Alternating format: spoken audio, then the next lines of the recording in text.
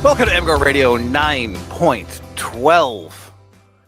Normally on this show, we start off talking about the upcoming opponent, but we kind of thought that you guys might like to hear some more about the Ohio State game. Alex is protesting. He wanted to jump and get the Iowa offense over right away. Well, we usually have a segment on here where we talk about what we saw in UFR. Mine is not quite complete, suffering from a little bit of burnout this week, guys, but I've got the charting done and I've got it written up. It just hasn't gotten up on the site yet, so I am prepared to discuss it. But let's start with the defense. What really stuck out to you, Seth? Man, this thing was played at a very high level, especially the pass defense. So, like, all year, we've been watching Michigan. We would figure out how they defend with, like, a light box, right, where they have to beat a block every time, and they do that so they can buy an extra safety. And then they were, sitting against Penn State, who does not have a deep passing game, with an extra safety back, and we're like, okay, we know what's coming. Finally, we got to see the proof of concept, right? And it wasn't like they were just sitting back and keeping a guy on top and just doubling Harrison. They did a lot of that. But they just kept on using all these different coverages. And I had to go to Coach Twitter to figure out what they were called. And there was palms, and there's like all sorts of switch coverages. And then Ohio State starts figuring out what Michigan's doing, and they have all these tells, and they have all this motion that tells them, and they flip their tight end, the receiver, and it's just like, it was like doing an NFL game where there's just layer upon layer upon layer of stuff going on. And then really it just comes down to blocking and tackling and passing. And, I thought that there were a couple things that I changed my opinion on from when we talked about it on the podcast. But in general, Mason Graham was really the difference, like we thought he was going to be. So is he like a full-fledged superstar in your eyes at this point? Yes. Like Aiden Hutchinson set a bar in 21 that's just ludicrous. But Graham looks like he's going to have Aiden Hutchinson numbers next year if he plays as much as Hutchinson did. And right, which he won't. Right. But he played. They'll have Grant and they'll have Benny and they'll probably get a kid in the portal. Right. Ooh. Oh, well. Right, but I mean, in games, as far as like effectiveness and how much they're going to want to use him, right? Like in this game, he had 42 snaps, which is 10 more than they normally get their defensive tackles. Wait a minute. Speaking of things you'll want to use a lot, we want to thank Underground Printing for starting this and making it all possible. Check them out at ugpmichiganapparel.com or check out mgoblogstore.com, where you can get a hat that says bet and a shirt that tells people with asterisks to die mad. Let's not forget our associate sponsors, Peak Wealth Management, Matt Demarest, Realtor and Lender, Human Element, Ann Arbor Elder Law, Michigan Law Grad, the Phil Klein Insurance Group, Venue by 4M, Winewood Organics, Sharon's Heating and Air Conditioning, Signal Wire, where we are recording this now, and Tom Brady's new app, Autograph, rewarding fans, where you earn rewards for things like reading MGO blog and listening to our podcasts. Anyway, Seth, continue. Yeah, so we did see the defensive tackle rotation tighten up. It was Jenkins, Graham, and Grant, and Graham played 25% more than the other guys. Good and Benny were only out there for under 10 snaps. It's just Benny was fine. He's not at the level of the other guys. And Good, we saw him that one drive. And when he got on the field, Ohio State locked him on there. And he just can't do the things in the run game that they need him to do in order to, you have to win those blocks. That's the trick, right? You have to dominate. You can't just be an okay player up front. And Good's an okay player, and then he's good at pass rushing. And they lock him on the field, and they just run at him. And there were other things that went on in that drive, obviously. But I mean, that was the one time that Ohio State was able to move the ball with consistency. Yeah. So what did we think of secondary members not named Will Johnson, like overall? Because they survived without him for about a third of the game. Yeah. So that was Michigan just had more and more coverages they were throwing around. Sainer still can play corner, but you can tell that he hasn't played it as much. There's the last catch by Harrison on their final drive, where a cornerback who's been at it long enough is going to know to kind of fall off on his tight end and not, if you give up 7 yards on an under, that's fine. But you don't want to give up 15 yards or 22 yards to Marvin Harrison on the top end of a smash. And that's just a thing that comes with, recognizing it because you've been in that position and you know the marginal spots. But when Singer still was doing his thing, was incredible.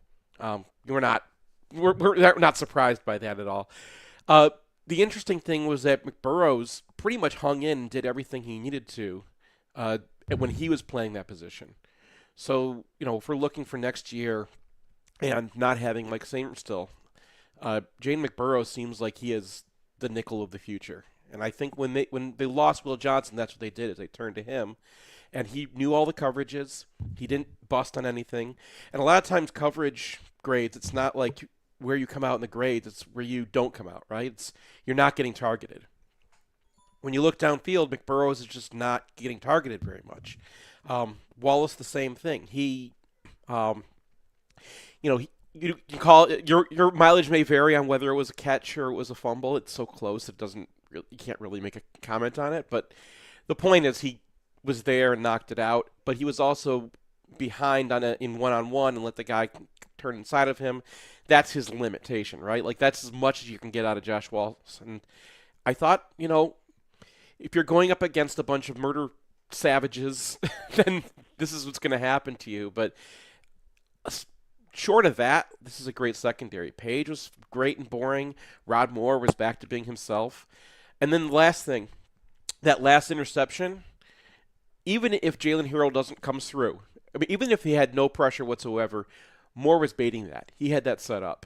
So that was going to be an interception either way. And obviously Johnson had one too. So these guys were ready, man. Offensively, a tough day for the offensive line because not only are Ohio State's defensive ends excellent run defenders, Tyleik Williams played out of his mind in this game. Mm-hmm. And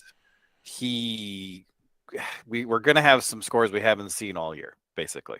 Now, most of the guys managed to scrape above zero and get to the positives, but I don't think we're going to hit the Mendoza line of a 2-to-1 positive ratio that we're looking for as a successful day on the ground. And Carson Barnhart in particular did struggle.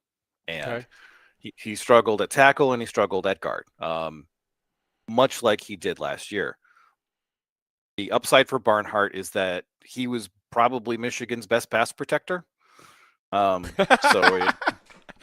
make fights, guys. Yeah. So he got maybe 1 minus at some point, and everybody else was exposed at some point. This was a game where I think Michigan's offensive line lost the battle up front for the first time in maybe 3 years, excepting the Georgia game. Yeah. And what got Michigan out of there was they got a superlative performance from J.J. McCarthy. And after the game, it's revealed that he's been working through an issue since Penn State. That's why they don't run him. That's why they're still committed to the ground and pound, despite the fact that your quarterback is completing 80% of his passes. But yeah, he had 2+3s in my grading: the touchdown to Wilson, and then the sideline throw after getting pressured to Cornelius Johnson. I thought that the throw back across the field actually could have been a touchdown, but it felt like JJ was expecting Cornelius to continue to drift to his right, and Cornelius stops. JJ throws it where it needs to be, which is away from the defender. Johnson makes a great diving catch. But if he's still on his feet, there's nobody between him and the end zone. Yeah. And that was, a recurring kind of theme is Michigan was close to breaking 3 or 4 or 5 plays. And that's going to happen in every game, but to be able to do it against Ohio State is a different level. And I want to go back to the Corum touchdown because in the first half, Michigan does the thing that you can't do against Ohio State, and that's leave JTT unblocked. It doesn't matter like that you have a plan to block him later in the play with the split flow blocker or a puller. You can't do it. Right. Just keep someone attached to that guy at all times. He's so fast and he's so powerful. There's one play where he gets to essentially the same point laterally on the field as JJ McCarthy, and Zinter blows him up. But because that block happens so close to the center of Michigan's offense, Edwards has to cut to the backside, and it's just a dead play. So they do this three or four times in the first half. They stop doing it. The problem with that is, what is any motion of a tight end towards JTT's side now? It has to be insert ISO. Right. Because you have to kick out JTT. So they run an insert ISO, and the linebackers know it's insert ISO. So who scrapes over the top? Steele Chambers. Who's 1 yard gain. The next play is the Barner tight end delay. And that's when Zinner goes out.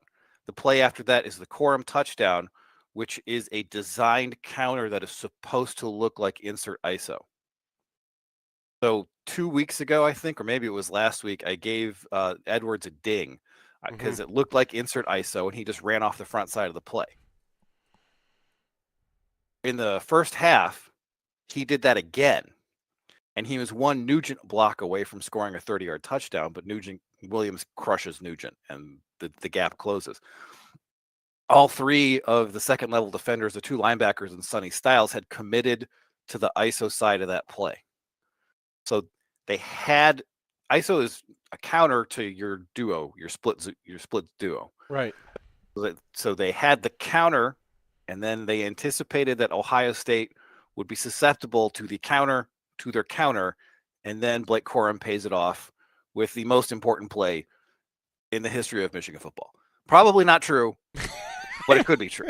I mean, you can make this argument. You can make the argument with the game, with the moment that it was, with yeah. I've thought about this. I thought about the exact same question you're talking about, like what other moments, and you can go through some incredible things in Michigan history, but considering what was on the line in this game, consider what was on the line in that moment, and if they get another field goal right there, it's a different story, right? Yeah, and for that sequence to work out so well was brilliant. And I just gave it an RPS +1 because the way I grade is very sort of particular. Mm-hmm. And you get an RPS +1 if you induce a guy out of a gap. It's not +3, halfback passes +3, et cetera, et cetera. And I got a negative RPS for this game. Mm-hmm. But it's like -2. It's not a big deal. But I can't emphasize how important that one particular play call was. And Michigan got its RPSs in big chunks for the most part. And then they kind of bled it back on plays where Ohio State had an extra guy in the box and that guy was relevant, or they left JTT unblocked, which they should have known you can't do. Right. Because anybody who's ever watched this guy should already know that. So the things that they gave back are partially because they were playing a very difficult defense to deal with. Like, they came into this game and they were by far the best pass defense in America in adjusted EPA per play. Mm-hmm. Like, lapping the field.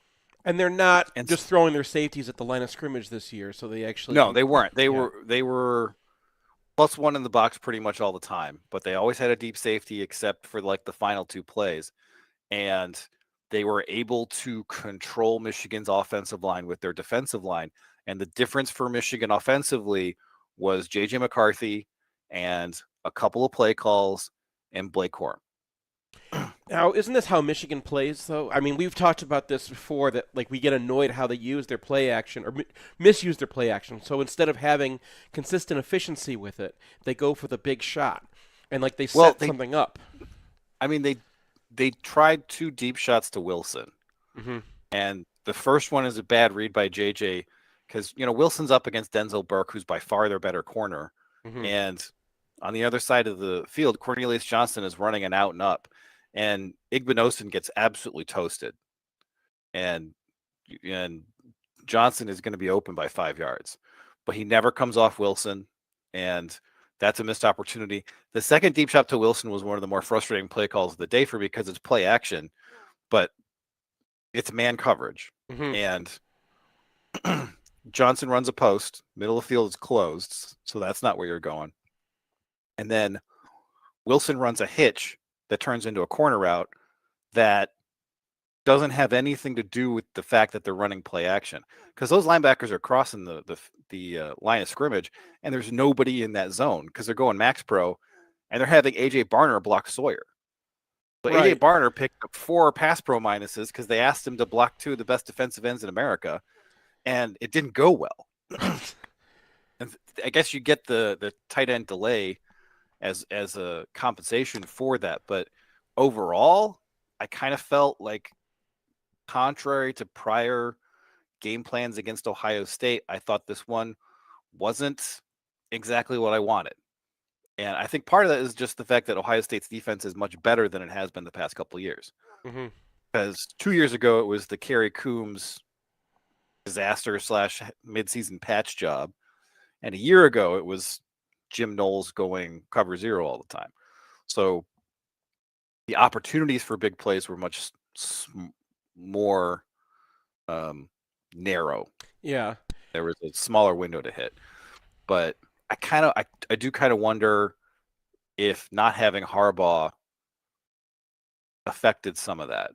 But then again, yeah, I kind of felt that like Sharon is almost too Harbaugh. He overdoes the things that Harbaugh does because he's trying to be Jim. Well, maybe, but I do want to point out that even though there weren't a whole lot of RPS plays on the final drive, I love the sequencing of that. You start off with a 6-yard pass, and then you're kind of moving along. You bring in a couple of different formations. You give them a couple of different looks. I didn't like the final series still, even after reviewing it, but the rest of that drive I thought was excellent. And they really got to work on that package with Mullings and Edwards out there at the same time, because every time Mullings gets an opportunity for a lead block, a linebacker goes flying across the screen. So I'm very interested in that. I'm interested in putting Orgy in that package because you can motion Edwards out and use him as a screen threat and kind of relieve some of that pressure you get from having what's essentially a wildcat quarterback on the field. And heck, you could direct snap it to Donovan Edwards and use Orgy as a lead blocker. There's a lot of possibilities. Oh, man. Well, so Penn State just hired Kansas's offensive coordinator, who has plays like that, where like there's 2 quarterbacks on the field. No, don't give Orgy any ideas. Because I clipped his second run in this game too, which only went for 2 yards because he got 2 defensive linemen. He got Sawyer and Tyleek Williams tackling him at the same time, and he broke both of those tackles. He gained 3 yards after he should have lost 1.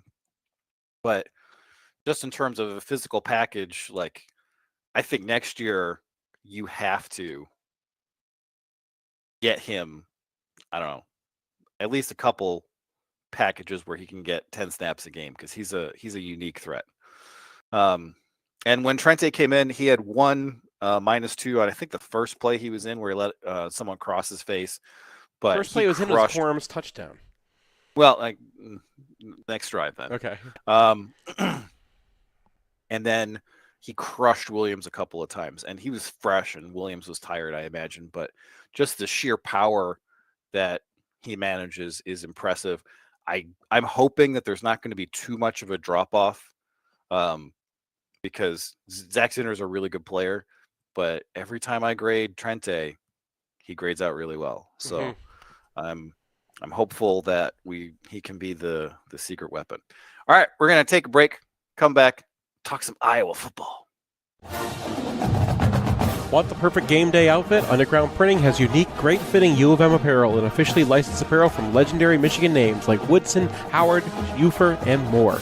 UGP also specializes in custom printed apparel and promotional items for groups, events, and businesses. Whether you need one shirt as a gift or 1,000 shirts for a charity walk, Underground can customize almost anything for groups large or small. To learn more, visit Underground Printing in one of our 3 convenient locations around Ann Arbor or online at undergroundshirts.com. It's painless, it's online, it's group ordering made easy for your next custom printed apparel order. Pogo from Underground Printing will save you time and hassle, whether you're selling shirts for a fundraiser, organizing a large event, or trying to collect sizes and payment for a family reunion. UGP is here to help. Save time and hassle every step of the way with our easy-to-use site. No more guessing what to order, chasing down people to pay, or wasting time trying to sort out the order. We'll set it up and you can just sit back and relax. We can even take care of individual shipping. To learn more about Pogo, visit us at any of our convenient locations or at pogo.undergroundshirts.com. Hey, it's Nick Hopwood, Certified Financial Planner, founder and president at Peak Wealth Management. Check us out at peakwm.com/mgoblog. When you're watching the game, everyone knows what the score is. But you might be at halftime of your career. Do you know what the score is? Are you winning, or do you need to play catch-up? If you're behind in the second half of your career financially, we may need to run a hurry-up offense like John Navarre in the 2003 game at Minnesota, or run a three-quarter court press after a made free throw like Coach Howard likes to call. My team of CFPs at Peak Wealth Management are here to help you understand what the score is and what you need to do to win. Your spreadsheet doesn't tell you the score like we can. If you're going to spend all your free time watching replays of the 2021-2022 Ohio State games on repeat, you need to outsource your financial planning and investing with us at peakwm.com/mgoblog. At Peak, our goal is to help you retire with peak confidence.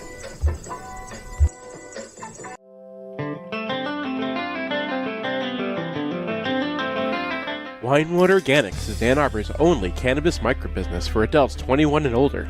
They're a grower, processing lab, and dispensary rolled into one, cultivating and producing flower, old-school hash, edibles, CBD products, and more. You can find them across the street from Kroger on South Maple, just west of downtown, and at winewoodorganics.com. Veterans and MedCard holders save 10% on all orders, and first-time customers save 25% as long as you're not wearing scarlet and gray. Hi, I'm Pete Cavarilla, owner of Sharon's Heating and Air Conditioning. We've been servicing Ann Arbor and Metro Detroit for over 40 years, and we know that the last thing you want to worry about is your heating and cooling system breaking down. Right now is a good time to sign up for our preventative maintenance plan, so you don't have to worry about it in November when the fourth quarters get interesting. Our maintenance members also get discounts on service calls, and you can rest assured our team plays tough in sun or snow and have never been called soft by Lou Holtz.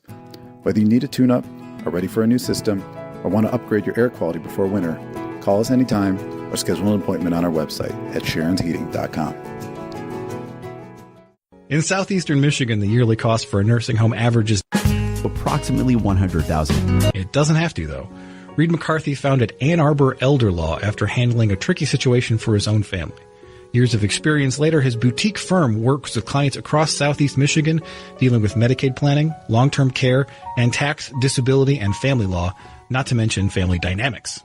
If you have a family member who may need that level of care, or if you're ready to start your own estate plan, Reed can give you a plan for the future. Visit AnnArborElderLaw.com or call 734-945-9693. That's 734-945-9693.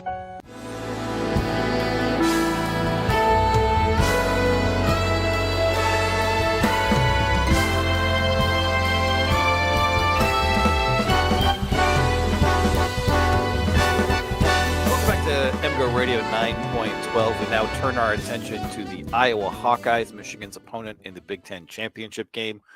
And we started with OSU for two reasons. One is that we thought people would like to hear more about Michigan's 30-24 victory over Ohio State for the third straight year. And the other one was it's like, Iowa. Why you got to be so Iowa?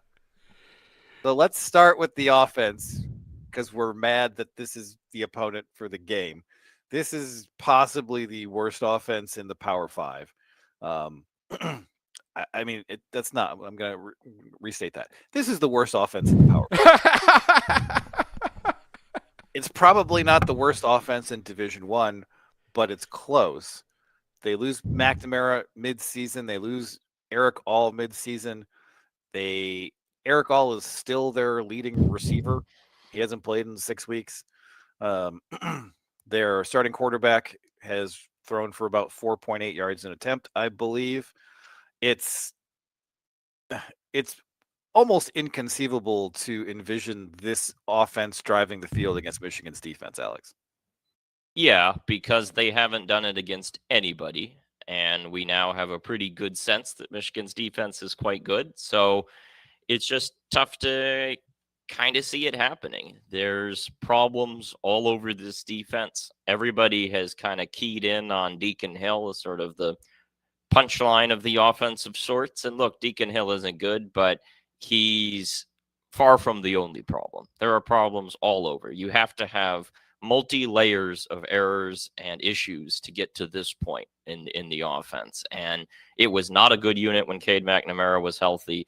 And it has indeed only gotten worse when Deacon Hill took over, which coincided with the loss of Eric All, as well as Luke Lachey, who you may recall was kind of the one guy coming off last year's team that we thought, oh, he might be okay. And that's left them with 0 pass catchers. And so when you have a terrible starting quarterback, it's made even worse, surprisingly, when he doesn't have anybody to throw to. Yeah, so for context, McNamara, 90 attempts, 5.6 yards an attempt, 51% completion percentage. The relative good news for Iowa is that Deacon Hill is completing 48% of his passes for 4.9 yards an attempt. So it's not that much of a step back. It's the bright side. My thing with this offense is that you could not possibly design an offense better suited to get their ass handed to them by Michigan. Like, just they're playing 2 tight ends, even though both their starting tight ends are out. I know Eric All might be back, but that means Michigan gets to put Kenneth Grant on the field with Mason Graham and Chris Jenkins. So you to save Michigan from, Samer still goes and plays cornerback. And then the 2 running plays that they like to base out of are stretch, and then they counter that with counter Trey, which is exactly what Ohio State does. So Michigan has been practicing exactly that all season. And now you don't have Michigan sitting back with 2 safeties doing nothing because they don't have to hide their switch coverages anymore, and they're probably going to want to practice them. They're going to sit back, though, right? Like, they haven't changed all year. Yeah. And this doesn't seem to be the offense where it's like, okay, we got to bring a guy into the box. No. Now, I should mention that LaShawn Williams is averaging 5 yards a carry. So he gets like 1 huge run every few weeks, and he has this tendency to break 1 like run of consequence, whether it's the big one or just like a 15-yarder he had against Nebraska to get them in field goal range to win that game. But he also had a 50-yarder in that game. If you subtract 3 runs that he has this season over 50 yards, his yards per carry drops under 4. So this is not a rushing offense that grinds you down to down in any real way. But they have shown the occasional ability to rip off a huge explosive run. I think he has an 83-yarder in that Wisconsin game as well. So something to keep in mind, I guess. We're getting like dangerously dismissive about this unit, and it's hard not to be. But it's the receivers. This is the part I want to talk about. These wide receivers are unbelievably bad.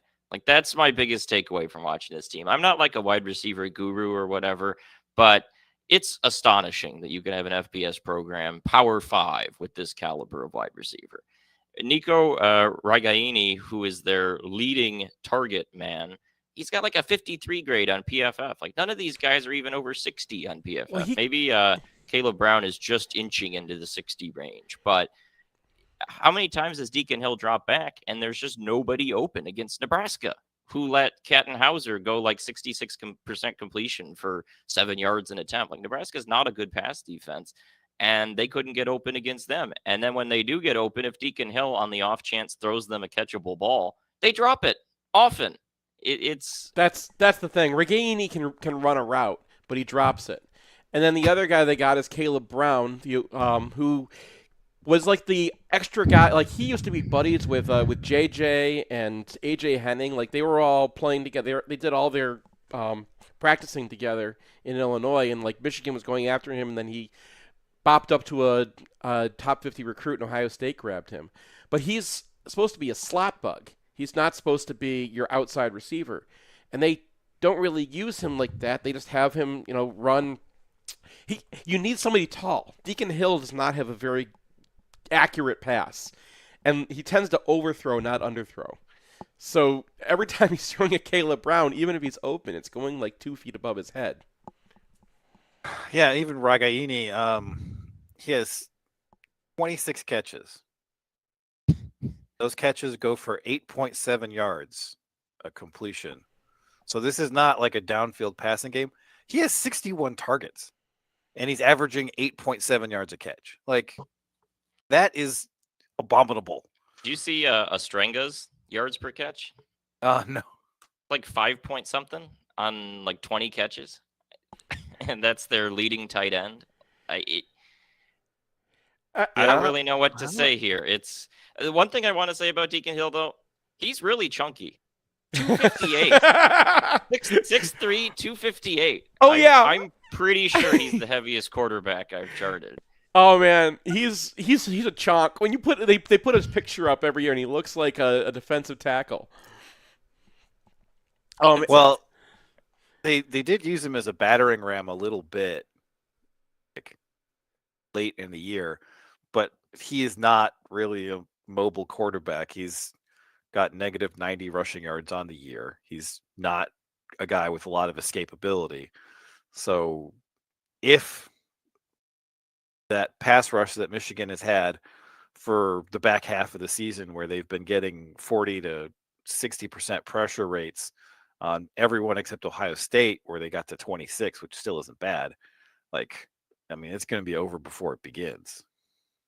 Yeah, and the other thing with this team, I don't really love their offensive line. It's actually not as bad as I was expecting, but it's not particularly great, especially the left side of that line, Mason Richmond and Rusty Feth, one of the great names this week. There's several great names. I believe the fullback's last name is Large. So yes, Hayden Large. Hayden Large. Hayden Large. So pass protection is probably not going to be great. I thought run blocking, they were okay against Nebraska, but the problem with this team is they did this over and over again against Nebraska. They come out with multiple tight ends who are not passing threats at all. They come out with a wide receiver, and the opponent says, we're basically going cover zero, because the chance Nico Ragaini is going to burn us over the top is 0%. So they roll the safeties down, and it's basically 10 on 8 in the box over and over and over again. And even if you get good blocks at the line, the linebackers are right there, and your run is done after 2 yards. And LaShawn Williams ghosting a linebacker or safety is really their only hope to get anything going, because they're out of ideas as a run offense. They have a non-existent passing game. They might as well run the triple option is what I'm saying. All right. We should mention that their offensive line is pretty banged up. So like the right tackle, Jennings Dunker, is going to play, but you think that he's been out. Bo Stevens is out. He was one of their returning starters. Logan Jones was supposed to be their very good center. He's out. So like they're playing short some guys. It's not going to help. Like, I think Mason Graham would have destroyed Logan Jones as well, but you're putting Mason Graham against Rusty Feth, and that's just going to be a blowout. Yeah. Deacon Hill's been pressured on 37% of his dropbacks this year playing in the Big Ten West. So it seems like he is likely to be under siege. The number of big-time throws Pro Football Focus has traded for him is 1 versus 14 turnover-worthy passes. He's actually only thrown 6 interceptions, so he's actually been a little bit fortunate. I mean, we're just spending a lot of time repeating ourselves. Yeah. And like almost inconceivable that Iowa's going to be able to do much. Now, the one thing that we have seen for chunks of the year is if you run stretch and Michigan is in possession of the light box, you can do some work. But they adjusted against Minnesota, and I think that they'll come into this expecting a lot of stretch and having a plan for it. So, Yeah, the last piece I wanted to mention is Hayden Large transferred from Dordt, which I think is the first time we've ever mentioned Dordt University on this podcast. Dordt University in Sioux Center, Iowa, in Yep. the northwest corner of the state. I had to look that up. So, all right, we're going to take a break, come back, and talk about the much more interesting half of the Iowa Hawkeyes. Hey, it's Nick Hopwood, founder and president of Peak Wealth Management, your MGO financial coach, and it is our goal to help you retire with peak confidence. Check us out at peakwm.com/MGoBlog. Bo says the team, the team, the team. Lately, my mantra has been the plan, the plan, the plan. Check out the Trust the Plan podcast. Search out my name, Nick Hopwood, on any platform and give us a follow. You know, we haven't updated this ad in over 2 years because since the last versions went live, we only had one Big Ten loss, and honestly, I'm a little superstitious. But for this ad, I just want to give a shout out to all the loyal Wolverines and MGO blog fans who've reached out to us from as far as France, Japan, Seattle, San Francisco, Dallas, Florida, New York, and of course all over the great state of Michigan. And you guessed it, we're pulling recruits out of Ohio as well, just like Harbaugh. Thank you very much. So no matter where life has taken you after your time in Ann Arbor, we're here to help you build a plan you can trust. If you're looking for a second opinion, visit us at peakwm.com/MGoBlog today. Is your online store sluggish, outdated, underperforming? You may be suffering from chronic crappy website disorder. 1 in 3 online stores built by your brother's friend's nephew currently suffers from chronic crappy website. But now, there's hope. Introducing Human Element. Huel has helped hundreds suffering from CCW to turn their online stores around, creating fast, secure, and engaging online experiences that turn visitors into customers and put products back at the top of their search engine game. Before Huel, I had abandoned carts, browser errors, and poorly animated GIFs. Now, with Huel, I can focus on what I'm actually good at, running my business. Jeffrey, would you be a deer and pull the Ferrari around? Side effects may include increased traffic, customer conversions, better ROI, compliments, elation, and early retirement. Why live with the disappointment of chronic crappy website disorder? Speak to your Human Element consultant today to see if Huel is right for you. If you want to see where our post-game podcast happens, or if you need a spot to land in Ann Arbor, check out 4M, Prentice Partners' beautiful brand new flagship property at 830 Henry Street in Lower Burns Park and across the bridge from the Big House. Their 11 spacious 6-bedroom, 6-bath suites feature state-of-the-art digital capabilities and are laid out for comfortable, efficient collaboration. You can also rent a 4M unit for shorter stays, say if you want to come to town for a football weekend. I want to add myself that they're also taking over Lucky's. We're really excited about their plans for that space. So if you're by the stadium, swing by 830 Henry or visit Prentice4M.com. Maize and Blue Nation, it's Tom Brady. I co-founded Autograph with one mission in mind: change the fan experience for the better. That's why I'm excited to announce the release of a new app that recognizes the biggest Michigan fans. The Autograph Fandom app gives you access to the best Michigan content, fan challenges, and exclusive rewards for diehard Wolverines, all for doing the things you already do, like listening to this podcast. Head over to the Apple App Store and search for Autograph Rewarding Fans and download today.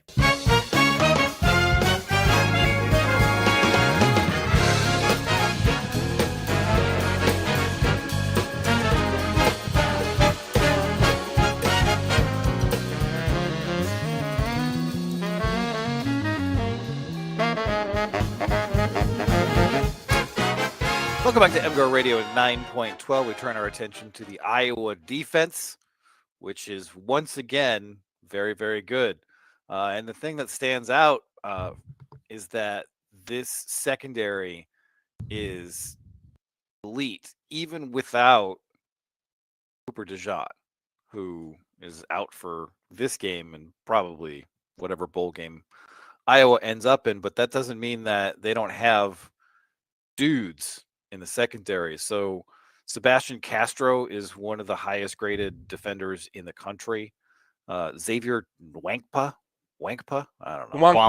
Wampa. Yeah. Is a guy who's a 5-star to 24/7 last year, comes in as a freshman, is grading out almost at the Castro level. Quinn Schulte is another excellent safety. With Dijon out, they've had to turn to guys who aren't quite on his level, but it's not like they're bad. And you think, okay, Iowa secondary, a bunch of really good guys who are well coached, but don't have, that outstanding athleticism. That is not the case for this Iowa secondary. This Iowa secondary could probably keep up with Ohio State's passing game.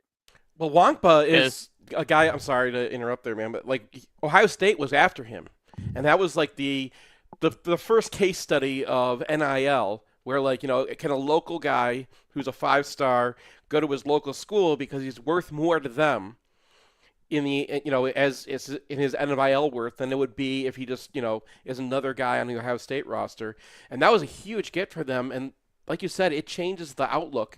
The other guy, I don't know if you want to, he's part of the back 7, is Nick Jackson, the Virginia transfer, who kind of looks more like a safety out there. It's very different than the linebackers that Iowa used to run. Alex? Yeah, the Iowa secondary, one quick thing. I'm sorry, Brian, but I'm 99% sure it's Cooper DeJean. You've been trying to make the Dijon thing happen all year. That was probably my fault. I throw all the French at Brian, and then it turns out it's David DeJulius. But no, the safeties is kind of the duality of origin in some ways, because you have Xavier Wampa, a 5-star, which Iowa doesn't normally get. And he's playing pretty much like what you would imagine 5-star safety coached by Phil Parker to look like. And then you have Quinn Schulte next to him, who's a really good player. And he's classic Iowa, right? This guy, pull up his 24/7 page, didn't even have a ranking, wasn't even on any radar, some just random, Iowa sort of guy from Cedar Rapids no one had ever heard of. And fast forward 5 years, he's an excellent player. And their corners, after DeJean's injury, they haven't really lost a whole lot. Deshaun Lee's been pretty good for them. Jamari Harris was their other starter. He's been solid all year. He's a guy that's been around. He played as a starter, I believe, on the 21 defense that Michigan played in Indianapolis. And then Sebastian Castro has been one of the top grading players in the country for PFF. Really a useful player in sort of that nickel hybrid space player role they call the cash position. So those 5 guys, I would put that right up there with Ohio State. They are excellent. But the one question with Iowa's defense, and this is sort of what I centered my piece about, is that they ain't played nobody. And the median offense that Iowa played this season in SP Plus was ranked 94th. Jesus. They played one offense in the top 49 in SP Plus. And it was Penn State, an offense that you may recall was comatose against Michigan and Ohio State, and fired their offensive coordinator in the middle of the season because it was bad. And they put up 31 points very gradually. 97 plays. Yeah, with the plays in that game were, I think, 97-32. Yep.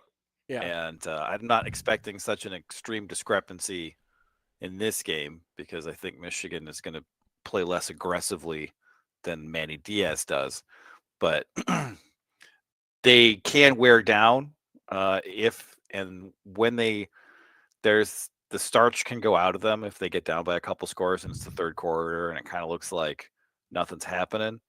And the other kind of thing that kind of jumps out from their defense is they are not a team that has a lot of pass rush weapons. Yeah, they lost Lucas Van Ness from last year's team, who was their edge. They didn't really use enough. I remember charting him last year and being like, why don't they use this guy more? And then sure enough, he goes from dark horse to the first round of the NFL draft and picked by the Packers, I believe. So that was a loss for them. And the result is they have these edge guys that are good, but I don't really think great. And you look at that Penn State game, and Aller had a pretty good game in that one. Not incredible, but pretty good. If you watch the tape, Gary Danielson is rambling about Aller's NFL future, which not really a thing that was said about Aller against Penn State and against Ohio State and Michigan. And the big thing when you watch those clips is he had the time to set his feet, which we talked about was so important for Aller. And they weren't really getting a home a lot. If you look at the individual grading for that game, they were in like the 50s for pass rush mostly. And I think that lined up with what I saw from that tape. So I don't anticipate a ton of organic rush, but they were pretty blitzy against Illinois in the game I charted. Yeah. Well, Jackson, the safety leg linebacker that Seth mentioned, is their highest graded rusher, but he's only rushed 77 times. So that's like 6 or 7 opportunities a game for him to make something happen. They have one defensive lineman with a win rate in double digits. That's Joe Evans, who's got a 12% win rate. Not exactly 18, 20% like we're seeing from some of the Michigan players. So seems like Michigan should be able to drop back and have a relatively clean pocket. Now, there are some questions because Michigan is going to be playing Trente Jones at right tackle in all likelihood, with Barnhart moving into guard. So that's going to be an adjustment for both of them. And we haven't really seen Trente Jones do a whole lot of pass protecting since he was a starter almost a year and a half ago. So those are potential issues. But I assume that Michigan is just going to ground and pound in this game as much as they can. Because, like, I remember last year's game where Michigan was running duo over and over and over again, and Iowa was sitting back in their 2-deep shell, and they never really came out of it. So Michigan was running for 6 yards a pop on their base run play. And I don't know if they have the horses to not bring up an extra guy in the box, but that kind of just goes against what Phil Parker wants to do as a defensive coordinator. I kind of want to try. This goes back to what Alex was saying about the ain't played nobody. So there are other linebackers, Jay Higgins. Pro Football Focus loves him. He's got an 87 grade overall. They got a 90 or 91 grade for him in coverage. He's got a gazillion tackles, so he's got all the hardware, and everyone loves him. And when you see him playing, he goes in the right direction all the time, and he makes plays all the time. But he's kind of like big-butted. You know, he's like one of those linebackers that looks like if you get him on Donovan Edwards, that you could make some hay, where nobody in the Big Ten West really has someone talented enough to kind of use that. And he's faster than he looks, but he's not. I wonder if maybe he's one of those guys where like he looks really good because of the system and because of, you know, who Iowa's been playing. Yeah, well, they did. There's a little glimmer of that. Illinois, in the game I charted, was really hunting the matchup of Isaiah Williams, who's their really fast, shifty slot guy, against those linebackers. Another guy they lined Ohio him up State in the wanted. slot repeatedly, and they just tried to go over and over again. And it had some success because those linebackers are good players, don't get me wrong, but they're 230, 235. Isaiah Williams, 180 and fast. Like, it's just not going to be a good matchup. And they were able to hit that a few times. So I think there is a little bit of evidence for that possibility.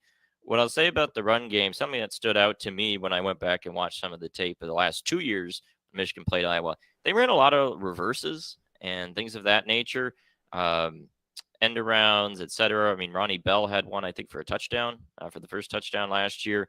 So that's something I think they will kind of go with, because I think against this defense, they're so well coached, they're so disciplined, they know where to be at all times. You got to pull a little bit out of the bag just early on to get them off guard, a little misdirection, just some things that make them think and give them some challenges that they don't normally encounter. And then you mix that in with short passing and then the ability to potentially go to work against those defensive tackles, because I think they're solid players, but we haven't really seen them play a rushing attack like Michigan's. Yeah, and so Michigan, if a defensive lineman is getting a tackle, and Mason Graham has an average depth of tackle of 1 yard, McGregor 1.5, Benny 1.6, and kind of down that. There's a couple of guys who are in the 2 range. Everyone on Iowa is 2.2 or higher. So that kind of gives you an indication of what kind of style they are playing on a down-to-down basis. It's very bend but don't break.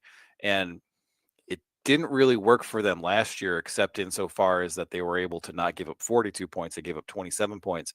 But Michigan was just happy to go down the field against them 6 yards at a time. And, Iowa would hope to get some stops in the red zone. So this The year's problem Michigan- is Go ahead. this year stops in the red zone. Probably too many points seeded to win the game for Iowa, right? Like, right. if Michigan gets 2 scores, it's probably over if they don't throw an interception or fumble. Like, I mean, the way Iowa beats you is they slow these games down till like everyone only gets like 6 possessions, and then they stop 5 of your possessions by just being annoying Iowa and making you punt, and then you get into a punt game with them, and they run the ball just well enough with like a few like little tricky things, and they use a lot of end arounds and stuff. Yeah, if you're playing Nebraska or Minnesota. Right, but that's what happens. They start moving the ball a little bit, not enough to like get towards the end zone, but just chew that clock down and get it to the point where some random punt return is the be-all, end-all of the game. I absolutely agree with Alex. You have to just hit them early. That's how Michigan got them a couple years ago in the Big Ten championship. That was a different, better Iowa team than this Iowa team. Like last year's recipe was just like, don't turn the ball over and you win. Yeah. I don't. These games get annoying with Iowa, and Michigan's coming off the Ohio State game. They're going to be, and they don't have Zach Zinner. Like I'd like to get out ahead of them because that makes Iowa have to start pressing. They can't come back on you unless like it's a 3-point, right? Like, I don't know. Michigan's first drive last year was a 75-yard touchdown drive, basically all on the ground. Then they just kind of kept doing that. They got a couple field goals on drives with 13 and 12 yards, and then it was 13-0 at the half, and it was over. It's a regular season game, though. And Iowa's not had to play a game in weeks. So like they've locked up they locked up the Big Ten West. Like they've got some things planned for this game. I swear they do. They're gonna have some sort of weird punt return. They're gonna have something planned for this game. Because they had the Big Ten West locked up weeks ago. And it's not like last year we played them in the middle of the regular season. It was just another game. They're not going to just another game this thing. They're going to be annoying because they're Iowa. That's what I think. I don't know. You've been right on stuff all year whenever we disagree. So I'm not going to say like I know this is what's going to happen. But that's what Iowa does. They get annoying. They slow the game down and get annoying. But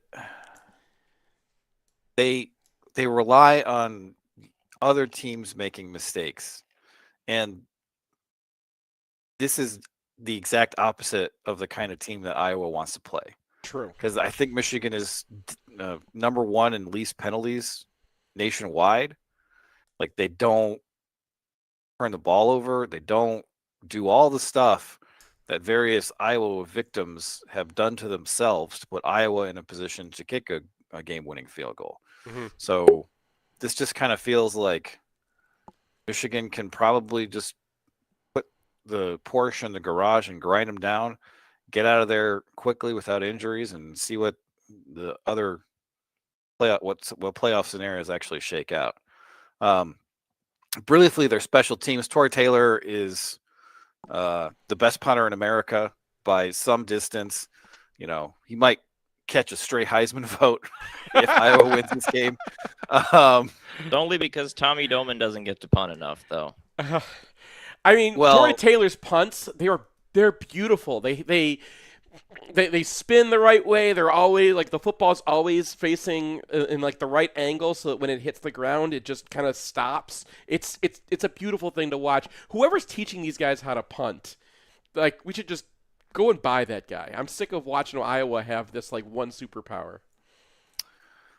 But Drew Stevens, their kicker, is 18-26 on the year. Had 2 blocked against Nebraska. They actually brought in a guy named Marshall Meter to kick the game-winning field goal in that game. I believe he's a Michigander. And Meter, I think it was 38-yard field goal, and it would have been good from 40.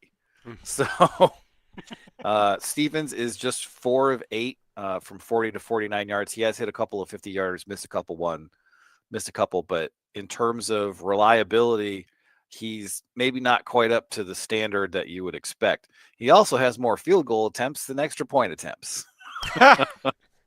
Iowa facts. That's not good. And then their return specialist was DeJean, and he is out for the season, which greatly harms their ability to do some weird stuff and, get a special teams play to stay in it. And in any case, Doman is not giving up returns in any phase. So it kind of felt like that wasn't going to be a problem. But with DeJean out, it's much less likely even than it was before. All right, score predictions, Alex. 27-3. Seth. I told you they're going to get annoying, but it's going to be 30 to 2.4. Okay. I got 25 to 4. I got a weirder score than you did. Whatever.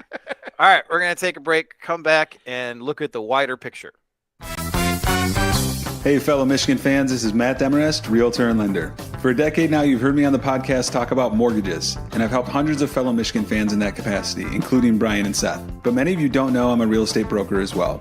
I promise to make buying, selling, or financing homes simple and cost-effective anywhere in the state of Michigan. Whether you're upsizing, downsizing, buying a vacation home, or building a real estate investment portfolio, send me a text or give me a call. It's never too early to make a plan, and the call is always free. My number is 734-882-8194. Again, 734-882-8194. Or you can find me online at realtorandlender.com. That's realtorandlender.com. Whether you want to buy, sell, or finance a home, or even all three, I promise to provide the experience so many of you have come to expect over the years. And as always, thank you, and go blue. NMLS 1011726, Equal Housing Lender. 1 and 2 and... If you find yourself on the wrong side of the law, you want a Michigan man in the huddle. Call criminal law attorney and former prosecutor Jonathan Paul at 248-924-9458 or visit his website at michiganlawgrad.com. John is a proud graduate of the University of Michigan Ross School of Business and Michigan Law School, and he looks forward to showing you the Michigan difference. The only thing we can be sure of about the future is that it will be absolutely fantastic. I'm thinking of the incredible breakthrough made possible by developments in communications. Arthur C. Clarke's 1964 vision is now reality with SignalWire, a cloud platform that enables developers to build the applications that will reshape the future of communications. These things will make possible a world in which we can be in instant contact with each other wherever we may be. You can add cutting-edge, real-time video and audio to any product, website, or application with APIs and SDKs for developers of all skill sets. SignalWire is optimized for high quality and low latency communication functionality for video, voice, and text messaging capabilities. Almost any skill could be made independent of distance. Men will no longer commute. They will communicate. See for yourself at signalwire.com. Use code 2021 and receive $25 in developer credit. Go to signalwire.com. SignalWire Communications OGs, original geeks of programmable communication. Hey, so I have insurance and stuff, but I don't really know what's going on with it. Yeah, your coverage probably sucks, and you're paying way too much for it. And I know this because I had a guy. His name's Phil Klein. He's actually a Michigan alum and wrestled for Michigan. He looked at my insurance and he's like, "Yeah, your coverage sucks, and you're paying a lot more than you need to for it." I also I hesitate to even mention this, but I do have my insurance from a company that advertises during college football games. Well, and I wish that was not the case. Well, why don't you just get it from a cool guy who actually reads MGoBlog? Well, how would I do that? They have a website? They have one of those too. It's philkleininsurance.com. Can you remember the name Phil Klein? Sure. Can you remember insurance? Yes. Okay. Use those two together, and you will save money on your insurance, and you will actually get better coverage on your home and your auto, and they do life too. All right. So you're telling me if I Google Phil Klein Insurance, this website will come up? Yes. Wonders never cease.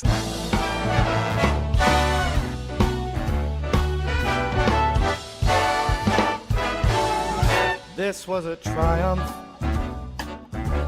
I'm making a note here. Welcome back to MGoRadio 9.12. Conference championship games kick off tonight with the Pac-12. We're going to talk about the playoff picture and what you should be rooting for as a Michigan fan.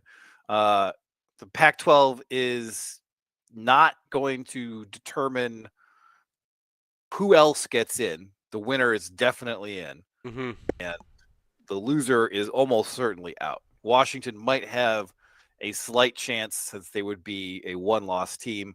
Oregon already has a loss to Washington, so this one doesn't really impact the, like, let's not let Ohio State backdoor their way in again this year. But I think it's pretty clear that Washington is the preference here because Washington has been really scuffling down the stretch and Oregon has hit its stride. Alex?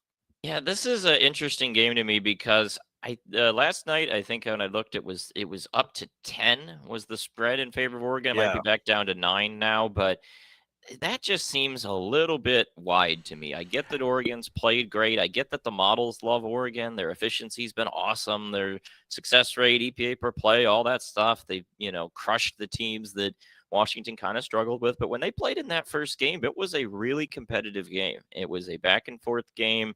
Oregon outgained Washington, but Washington had them beat on yards per play.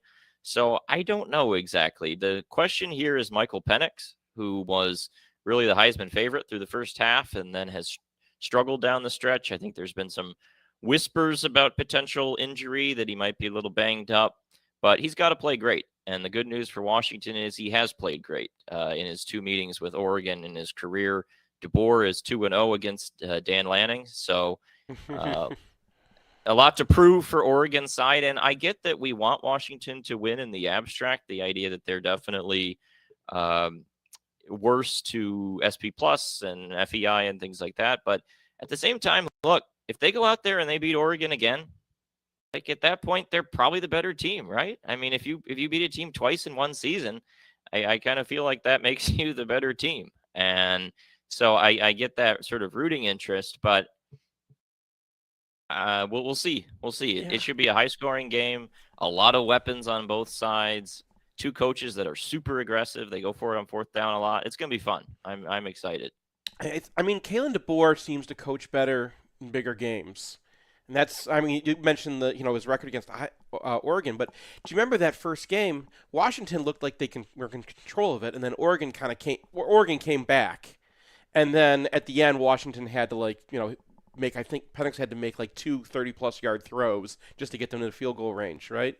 And then Oregon missed the last one, obviously. But it was back and forth later. But the first half, it felt like Washington had the edge. Washington was just the better team. And I think that people are basing this off of the last few games. Penix has looked a little banged up and not played well. But, they played in a rivalry game with Washington State. They had to play at Oregon State. Those teams have been getting better over the course of the season. Oregon caught Utah when they were injured. They gotten healthy again, so that game was more competitive for Washington. I agree with you, Alex, that Oregon's a tough team. They're probably the next team after Michigan right now, but I think Washington's a very good team. I think they're very well coached. And if people are just I would not bet on that 10-point. I would take Washington that 10-point spread. That's ridiculous. All right, but this is Washington's finish this season. They win by a touchdown at Arizona. They win by a field goal against Oregon. They win by 8 points against an awful Arizona State team. They win by 9 against Stanford. Not very good. They win by 10 against an awful USC team. They win by 7 against Utah. They win by 2 against Oregon State. They win by 3 against Washington State. Oregon has been decimating everyone they play. You know who Washington sounds like? TCU from last season. Yeah. They've got a little team of destiny feel to them. Crazy purples. Purple haze. That's not quite true because I think that Washington is still holding an edge on TCU in the fancy stats, but in terms of teams that look like they're really hitting their stride down the stretch, Washington is not one of them. Yeah. And if they beat Oregon, that will change the narrative a little bit, but down the stretch, they've looked like a good but not great team, and Oregon has looked like a great team. So yeah, no doubt about that. They were on the ropes against 5-7 Wazoo last week, and to the point about DeBoer, that play he dialed up, that jet sweep on 4th and 1 at his own 35 in a tie game with a minute to go, and they get 30 yards off it. It's going to be fun tonight. There's a lot of creativity.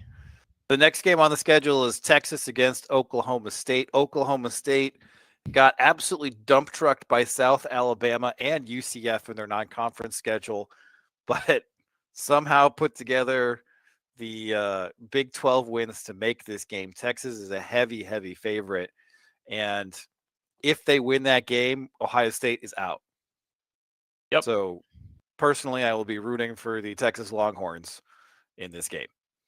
Yeah, this is a game where 15 years of narratives basically can be vanquished to some degree for Texas. They have not won a Big 12 title since 2009. You may remember the Nebraska game with the one more second put on the clock to kick that field goal to win in that one.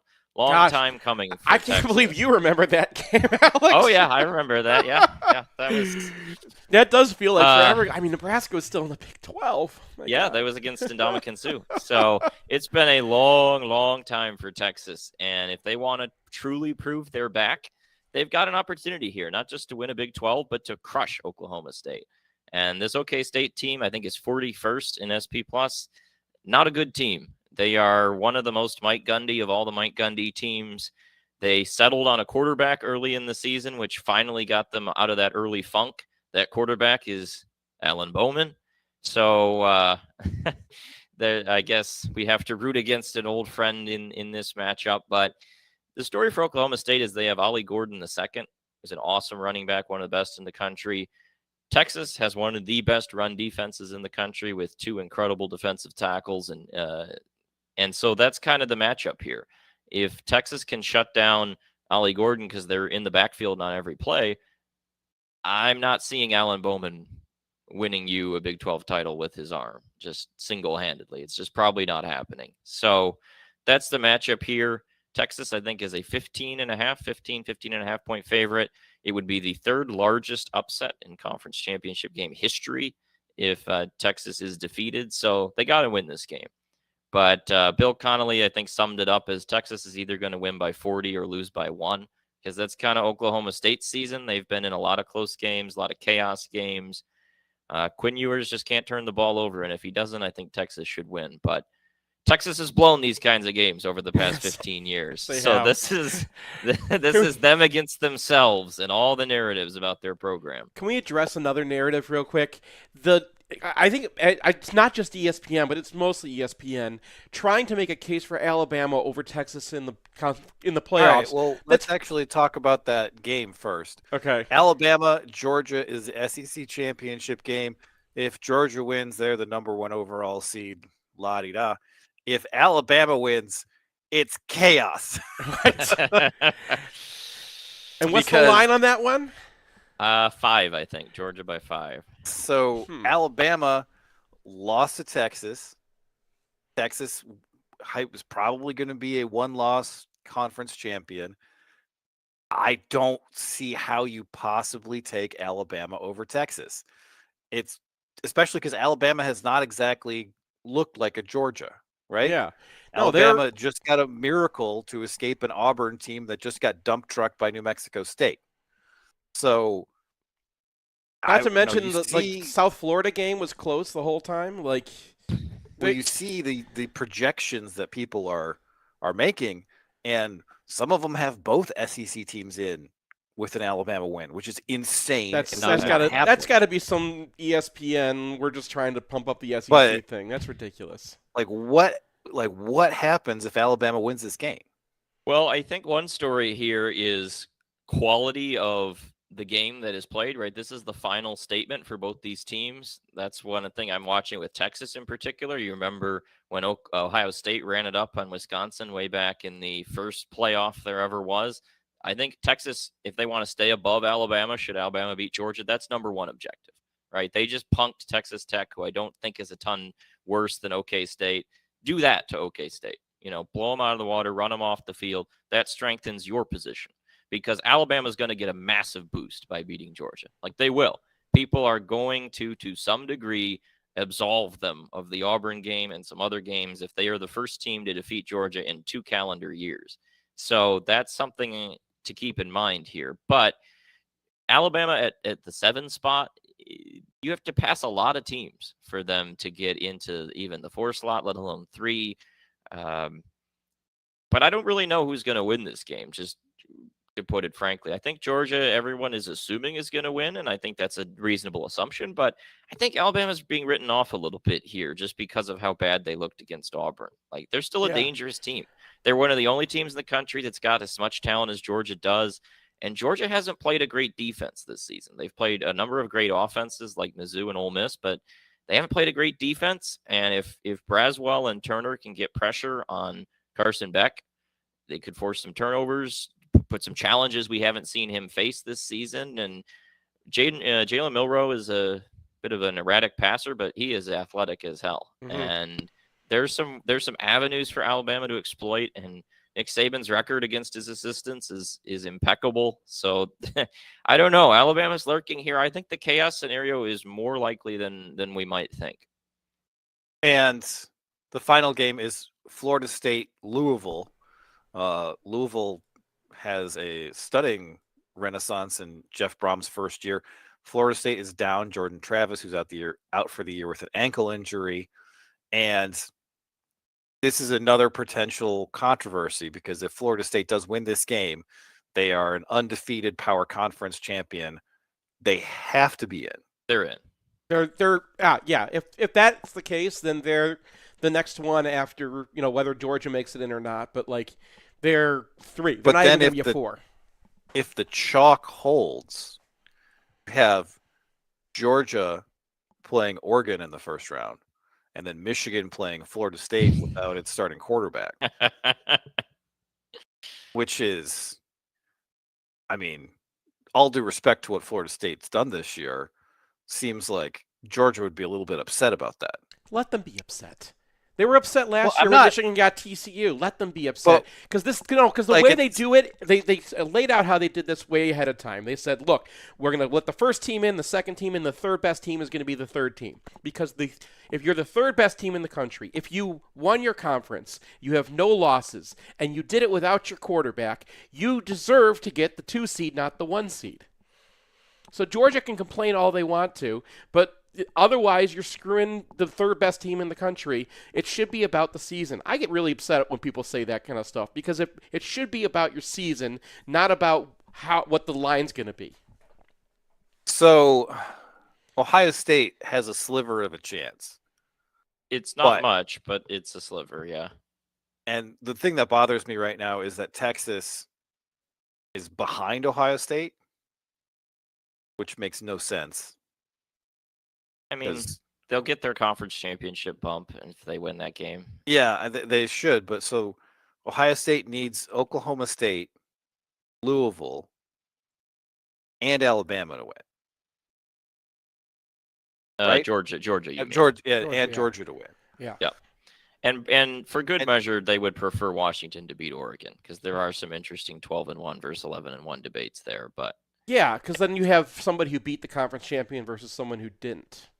Yeah, that I don't know how the committee would adjudicate that, but it sounds easier than it is in your head, right? You're like, well, all you got to do is get Oklahoma State and Louisville and Georgia, and then they're in. But the problem with that is that you have to remember again, Oklahoma State's a 15-point underdog. Like that alone is an extremely unlikely upset, and then you have to have multiple other games go your way. So the implied probability of that outcome is like 2 to 3%. According to some of the models that I don't have know. been building Ohio State's accomplished those odds before. We live in eternal paranoia of those. It's not that. It's not just that. We also live in internal disbelief that Texas can get it done, and Alabama may be a little underrated because they didn't learn how to use Jalen Milroe until like the second half of the season. Like there are things that are not in the stats that we're looking at and going, okay. Maybe the chances are a little higher. Just like last year, we're like, well, TCU's not supposed to beat Kansas State, but they can. But one last thing is, okay, let's play out the chaos scenario where it's all chalk, but Alabama beats Georgia. Does the SEC get shut out? That's the greatest. It will be fascinating to examine because it's the 4-team playoff going out in its most controversial style. I mean, we've never had a scenario like this. This is because I don't understand how you can possibly put Bama in over Texas. No, Like, no, it's not like Bama has like a bunch of play the games if that we're going to do that. Yeah. I don't think that they will. I think that is a thing that's being talked about in SEC circles because they can't fathom the idea that winning an SEC conference schedule and then winning the SEC doesn't get you in the playoffs, especially because they've built Georgia into a juggernaut. Like you said, they're the first team that built, and they're going to have narratives. And sometimes the narratives do move the needle a little bit. But the playoff committee is there because they're not supposed to just follow the narratives. They're there to say what's fair. And in the past, when we've argued about who's going to be in and who's going to be what numbers, what they finally done in the end is they looked at who won the games and they made it fair. I think in that scenario, Alabama gets left out. Would they put Bama in over Oregon, though? That's what I'm wondering, too. That's what I'm wondering. Because Washington would be an undefeated Power 5 champ. Uh-huh. But in the scenario where it's all chalk except for Bama, then you have two undefeated Power 5 champs who are in. Michigan and Florida State then you have 3 one-loss Power Conference champions, and it feels like Texas is it because they beat Bama. Mm-hmm. But I don't know what they would do with Oregon versus Alabama. Now, I've seen these teams play. I think Oregon deserves to be in the playoff, and the fancy stats also agree with that. So if you're taking, if your tiebreaker is who's the best team here, it should be Oregon. Yeah. But, will it be, I guess, is the I don't question. know. It's the thing about the committee is people try and project conspiratorial and nefarious goals for the committee that, they are always cooking the books to get Alabama and Ohio State in. And the truth is, not really. I mean, they just sort by wins and losses for the most part. They go 13-0, then 12-1, then 11-1. Ohio State got in last year because they were the only one-loss team left for that 4th slot. So it's just kind of they're very simple about how they do it. And I would be more swayed by the idea that they were conspiratorial if I didn't know Ward Manuel was on the committee. But I don't really think the people on the committee are capable of that sort of thing. But what we also don't know if they're capable of is handling very stressful decisions. And the chaos scenario is the first stressful one they will have had in a long, long time. And it's going to be a fun way for it to go out. So, yeah, I just want to play off without the SEC. I think that would be great. I would love it. That would be a fine end to the playoff era, which was so dominated by the SEC, and be like, you know what? In the end, get out. Don't lose to Texas. Yeah. Go Florida State. Go Texas. That's what we say. Oregon just deserves credit for their season. Like they, if they beat Washington when they're number 3, if they beat Oregon State, they beat. I don't think they played Arizona, but they had a great season and they played better teams than the SEC had. Well, we'll see. Starts tonight.